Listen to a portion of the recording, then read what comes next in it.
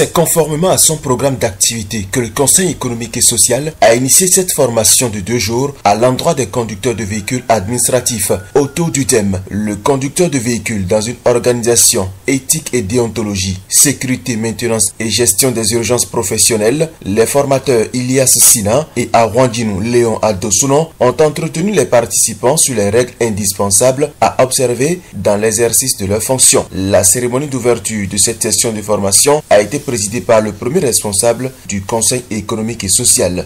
La première action de formation relative aux conducteurs de véhicules dans une organisation s'inscrit au cœur de la problématique du lien à établir entre le rôle du chauffeur dans l'administration et ses obligations professionnelles et morales dans l'exercice du service public.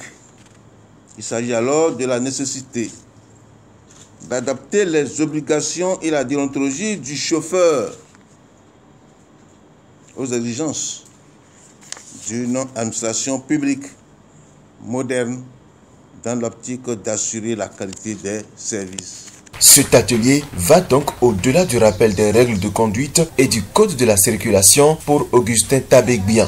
Vous serez disposé, entre autres, à connaître vos responsabilités et attitudes, comprendre et maîtriser les notions d'éthique et de déontologie administrative, connaître les qualités d'un bon conducteur de véhicules administratifs, connaître les obligations qui s'imposent à vous hors service et enfin maîtriser tout l'ouvrage d'une administration qui utilise des véhicules en mode leasing.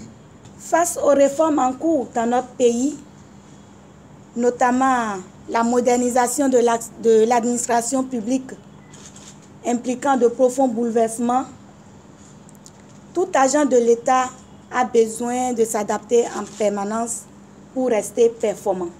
Il s'agit donc pour chacun d'acquérir, de remettre à niveau ou de perfectionner les connaissances nécessaires à la bonne tenue de son poste actuel. Arwandjinou Léon Adosounon, promoteur de l'auto-école universelle et formateur, rassure quant aux acquis de la formation. Naturellement, ils vont avoir de nouvelles connaissances, ce qui va les aider à avoir désormais en leur sein des conducteurs avertis qui vont exercer sur nos différentes routes une conduite réflexe, une conduite cool, apaisée, pour que les accidents que nous constatons puissent réduire sensiblement dans notre pays et sur le continent noir.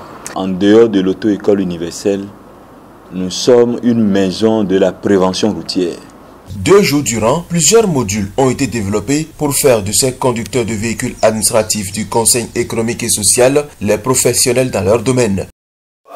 Chaque élément, son poids est multiplié par 33. J'ai reçu ça, je fais 2 tonnes et demi.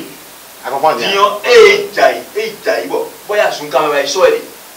projection élément, ou alors et non dit et non bleu non popo là et qu'on bleu mais que le couleur ouais mais il a dit on sort 60 kg pour supporter la tête le début de la colonne de tout doucement. Vous qui secourez là, vous donnez l'ordre, lui ne fait rien, il fait vos ordres. À l'issue des échanges, les participants apprécient la qualité de la formation. Vous, moniteurs, si vous pouvez aussi nous aider, peut-être voir le président et son équipe et que le travail soit répété à tout moment, ça nous ferait plaisir. Bien vrai qu'on connaît, il y a des moments où on oublie. La belle preuve est que nous venons de passer un test, vous voyez des notes minables que nous avions eues. Si cela était répété, je pense que ça serait encore plus mieux. Moi, particulièrement, je vous dis que j'ai reçu beaucoup de choses en plus. Et je voudrais que ça soit répétitif. Si pendant la période de 2 ans, on pouvait nous reprendre ces formations, ça serait bien pour nous. Je tiens à remercier, féliciter M. Awandinou pour tout le partage de ses expériences et pour sa disponibilité à nous accompagner dans cette œuvre commune. Désormais donc, ces conducteurs sont beaucoup plus aguerris et seront des ambassadeurs de la bonne conduite sur les différents axes routiers.